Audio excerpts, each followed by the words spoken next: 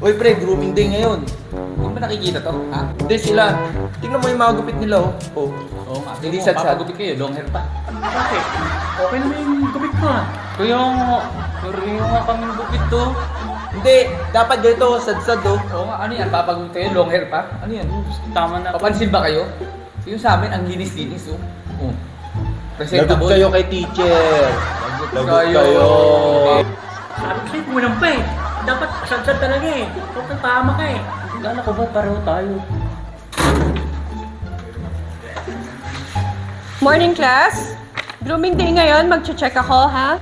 Siyempre, magkasama ka lang sa akin. Ganito dapat yung gupit natin. Mendoza? Sad-sad yan. Bakit ganito to? Tingnan mo, sobrang sadsad. Halos kita na yung lisa mo.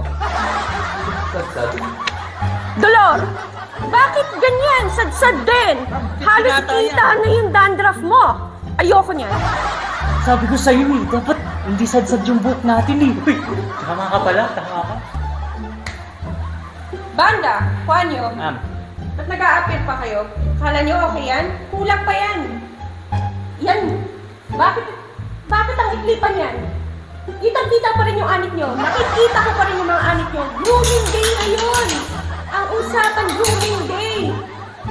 Nasa si Aris? Ma'am, nasa CR po. Eh, mukhang kinakabahan po. Terror daw po kayo eh. Asa na kaya yung season 7? naku po, si teacher. Yari ako nito, mahaba pa naman ang buhok ko. Teacher, CR lang po ako.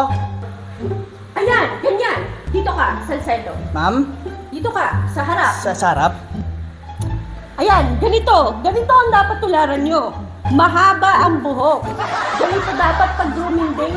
Ha? Hindi yung ganyan na pinapasagsag niyo yung buhok nyo. Ganyan. Parang ko ba sad-sad? Hindi naman pala.